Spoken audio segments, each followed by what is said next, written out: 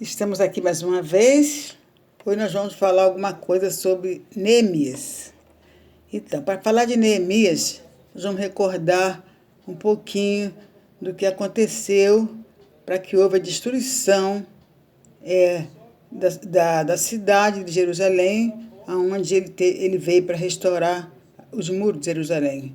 Aquela cidade, aquele povo estavam vivendo completamente desacordo com a vontade do Senhor, e já havia Deus falado no estatuto de que o povo andasse nos caminhos dele, cumprisse a vontade do Senhor, seria um povo feliz, seria um povo vitorioso, mas se desobedecessem, se quisesse viver de acordo com a vontade deles e não seguisse o que Deus deixou no estatuto, que ele sofreria as consequências. Então foi isso que aconteceu, né? O estatuto já existia desde a época de Moisés, onde o povo seria orientado por ali de como deveria seguir, de como deveria servir a Deus, e eles foram deixando de lado, foram abandonando, né? Depois do profeta Samuel, começaram a vir o reinado, os reis, e cada um que entrava ia deixando para trás, até que chegou o rei Josias. O rei Josias foi o 16º rei, né, de Israel, e ele, de Jerusalém. Ele começou a organizar as coisas, porque estava tudo bagunçado, o povo já não obedecia mais o Senhor. Ele começou a organizar, mas até então ele não tinha uma base de como seria, porque o estatuto já havia se perdido. Ninguém mais seguia o que estava no estatuto, nos mandamentos. Mas um dia o profeta encontrou esse estatuto. Aí ele leu para o Josias, o rei Josias, então foi analisado o que estava escrito ali no estatuto, e quando o rei Josias tomou conhecimento, ele ficou realmente abatido, ele ficou triste, ele se humilhou perante o Senhor, porque tinha muitas coisas erradas. Ele então pôde analisar quantos os pais dele tinham errado. E ele até então também estava fazendo alguma coisa errada, porque ele não tinha o conhecimento, ele não sabia o certo, porque ele não tinha o estatuto. Mas quando ele tomou conhecimento daquele estatuto, ele reuniu o povo e ordenou que dali em diante teria que obedecer a Deus, teria que ser tudo como estava escrito, né? E aí ele consertou as coisas, começou a colocar tudo no seu devido lugar, apesar que ele enviou um profeta, até uma profetisa, para saber o que Deus tinha a falar com ele. E Deus mandou dizer para ele que ele não, que o que havia prometido que iria acontecer com aquele povo se caso eles desobedecessem, não estava, ia acontecer realmente, ia acontecer, não tinha jeito, porque eles obedeceram, porque eles não seguiram o que Deus deixou escrito para eles, mas que o rei Josias não iria, os olhos dele não iriam ver a destruição daquela cidade, que ele seria recolhido antes para junto dos seus pais. E o rei Josias, dali para frente, ele colocou o pessoal tudo de acordo com a vontade de Deus, organizou as coisas, reconstruiu várias coisas. Ele celebrou uma Páscoa, que essa Páscoa, desde a época do profeta Samuel, não tinha uma Páscoa daquela. Foi uma coisa muito linda, onde o povo realmente se uniu, né? E tudo em adoração ao Deus vivo, ao Deus verdadeiro. Aí depois dessa Páscoa houve uma peleja entre o Josias e o rei do Egito. Então o rei Josias veio morrer, né? E depois que ele faleceu, entrou o filho dele, Joacás. Aí Joacás, tudo que o pai estava fazendo, que o pai tinha colocado nos seus devidos lugares, que o pai tinha reconstruído, foi tudo de água abaixo. Começou a desobedecer de novo, fazendo coisas contra a vontade do Senhor, desagradando a vontade do Senhor. E então o rei do Egito veio, levou Joacás do cativeiro para o Egito, né? Aí o irmão dele, que era o Eliaquim, nessa época até foi trocado o nome dele, passou para Jeoaquim, ficou no lugar dele, de Joacás, mas o Jeoaquim também desobedeceu ao Senhor. Começou a mesma coisa que estava antes, diante do pai dele. Então, foi então que o rei da Babilônia veio. Nabucodonosor veio e levou Jeoaquim cativo e levou vários objetos da casa do Senhor, objetos de valores, para serem usados lá no templo, né, da Babilônia. E assim continuou. O Joaquim, quando saiu, entrou o Joaquim. E o Joaquim também continua a mesma coisa, até que o rei da Babilônia veio e realmente destruiu tudo. Diz que houve uma matança muito grande, morreram crianças, não escaparam nem crianças, nem mulheres. E destruíram a cidade, destruíram os muros da cidade, levaram o que sobrava, o que ainda tinha das coisas da casa do Senhor, foram todas, né? Da história que a gente já sabe. E chegou uma época que, quando o imperador Ciro tomou posse do império,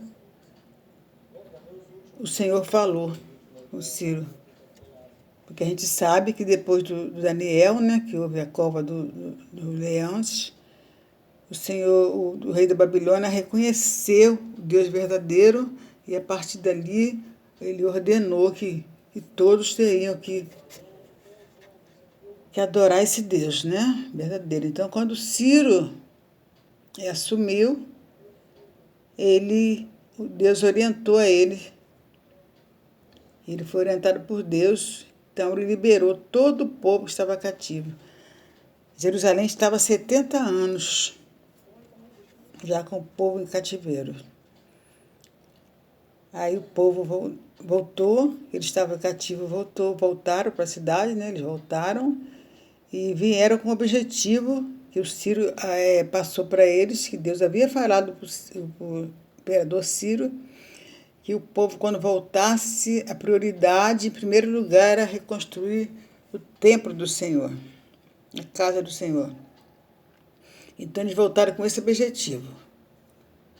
Foram na reconstrução do templo do Senhor, para organizar a casa do Senhor, para voltarem à adoração ao Deus, né? E nesse meio tempo, alguém de Jerusalém vai à Babilônia e lá encontra Neemias. Aí Neemias pergunta como é que está o povo, como é que está aquela cidade. Então ele informa para Neemias que eles estavam em miséria. A cidade continuava ainda desolada, com quase tudo fora do lugar. A cidade não tinha muro, os muros continuavam embaixo, né? Então, Neemias, quando soube que o povo dele estava passando pelaquela situação, se entristeceu. Ficou muito triste e começou a orar a Deus, jejuar e orar ao Senhor, que falasse com ele o que ele podia fazer para ajudar o povo. Era a terra onde os pais dele estavam sepultados. E aí, quando ele foi servir o rei, num certo dia, o rei observou que ele estava triste, que estava com o semblante caído, e perguntou: o que está acontecendo, Neemias? Por que você está assim desse jeito? Aí Neemias se abriu com ele e falou, né, o que estava acontecendo. Ele soube notícia da terra dele, e que o povo estava sofrendo muito, e que ele tinha ficado muito triste. Então o rei perguntou para ele: o que eu posso fazer para te ajudar? Eu posso colaborar com alguma coisa? Aí ele falou para o rei: se ele permitisse, ele gostaria de voltar, de ir lá até a cidade e ajudar. E o rei permitiu, deu cartas para ele, para quando ele chegasse lá, ele apresentasse aos governantes de outras cidades para fornecerem material para ajudar, né? O material para ele reconstruir os muros da cidade. E Neemias voltou. Mas quando chegou, Neemias tentaram impedir. Aqueles diplomatas de outros governadores de outras terras tentou impedir. E é assim que o inimigo faz, né? Quando as coisas de Deus está desenvolvendo, quando tem alguém querendo fazer algo bom para o Senhor, o inimigo quer derrubar, o inimigo quer desanimar. E Neemias sofreu para reconstruir os muros, porque o tempo todo era perseguido. Aqueles maiorais de outras cidades, de outras províncias ali não aceitavam, não queria que aquele povo tornasse voltar a ser aquele povo que era antes, e começaram a impedir e tentar convencer Neemias para não reconstruir o muro. Neemias teve que ser forte, teve que ser determinado para manter o seu propósito do que ele veio fazer. Ele veio para construir o muro, para construir os muros daquela cidade de novo. E ele não deixou se levar para aquelas pessoas que vinham de fora desanimar, quase que ameaçando mesmo para ele não continuar aquela obra. Mesmo assim, ele insistiu e ele fez a obra. Sambalate, Tobias, a todo instante vinham atrás dele para tentar desviar a atenção dele, tentar desanimar, que é assim que o inimigo faz, né? Tenta nos desanimar. Mas Neemias manteve o seu foco no que ele veio fazer, no seu propósito de ajudar o seu povo e continuou. E quando a obra estava praticamente pronta, só faltava colocar as portas daquela cidade, ele ainda voltou, Sambalat ainda voltou até Neemias, mandou uma carta para Neemias, um mensageiro levar uma carta aberta, porque já era a quinta vez que ele pedia para ir falar para Neemias descer da onde estava fazendo o serviço do muro, que viesse falar com ele, e Neemias não parava. Mandar o mensageiro voltar, diz a ele que eu não posso parar. Estou realizando uma obra e não posso parar.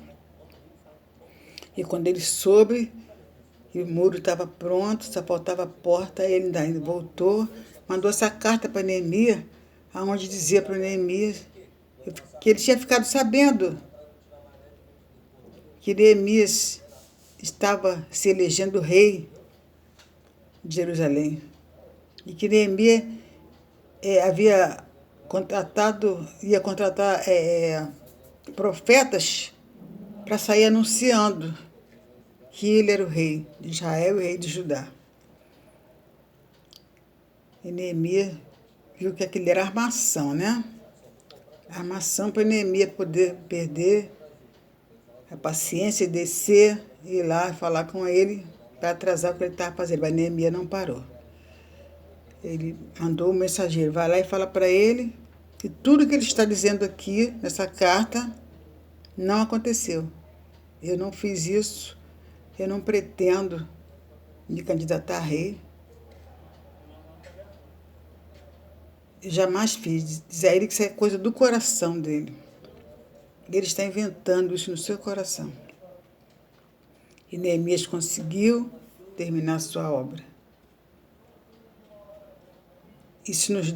O Neemias nos deixou uma lição muito grande. Porque Neemias estava bem. Onde ele estava bem. Que Neemias, com certeza, ele já era cria de lá, daquela terra, porque há 70 anos que o povo já havia sido cativo.